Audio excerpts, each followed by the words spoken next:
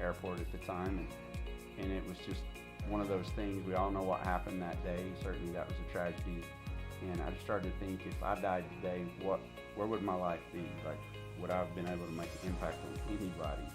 And it was a resounding no for me at that time. Did I change my life then? No. The start of that probably took me 3 years to build up the courage to actually go take action on that. But that's when it really started for me.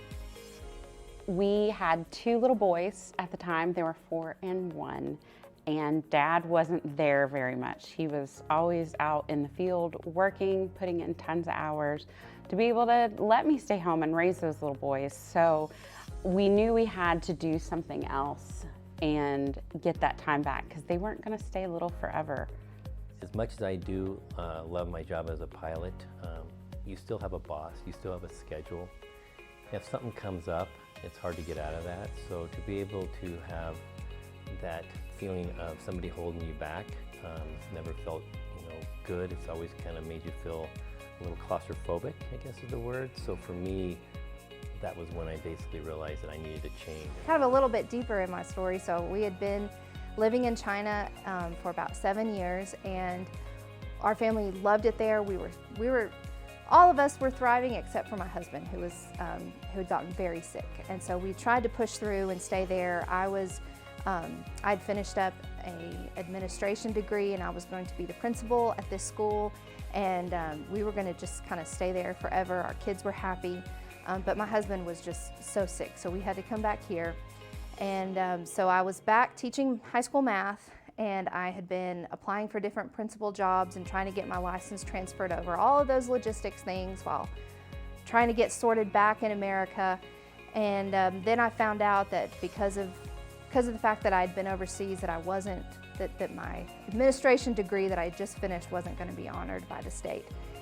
And I was just crushed. It was like everything we had been through and pushed through, and then this was just like the straw that broke the camel's back.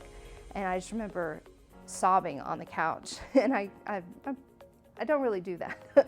And I remember my husband came up and just sat beside me and hugged me, and he said, "This is awful, and we're going to grieve this." He said, "But you can do anything, and I'll support you, whatever you want to do, and let's make a new life for our family."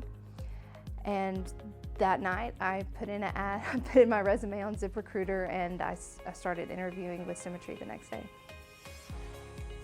Being at the gym and deciding, hey, I could be somehow bettering myself, right? I don't have to listen to music every time.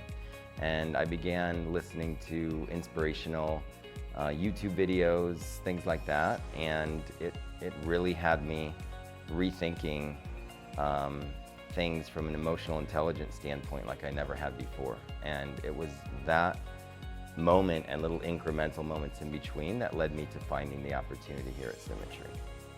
Yeah, there was a moment when I really realized I needed to change, because it came down to the 3rd sous chef position I was at, where the executive chef was grooming me to take his position, and I saw the difference in pay structure, and then I saw the difference in responsibility, and I was like, this is not for me anymore. I knew I needed a change when I found out that my job wasn't actually helping people. And that is what I enjoyed. I enjoyed making people happy. That's what I thought I was doing, and that's why I did well, until I found out what I was doing, and I just knew whatever I was going to be in, it needed to be actually providing an impact to others. And like I said, I got really lucky. A specific moment in life when I needed a change, I actually remember it pretty clear. I was still in the restaurant business. It was Valentine's weekend. I was about 60 hours in, halfway through the week.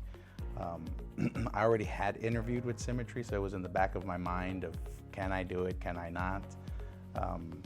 Super unappreciated where I was. It was just the same routine of nothing's gonna change. I wasn't with my family where I wanted to be, and I actually quit that day and called the person I interviewed with, Mark, and never looked back. Yes. I remember a specific time in my life when I needed a change, when I was in that JOB where I had kind of given up on the dream, so to speak. And again, it was the right person calling at the right time, and I've not looked back since. What are you the most proud of in your son? I think I'm the most proud of my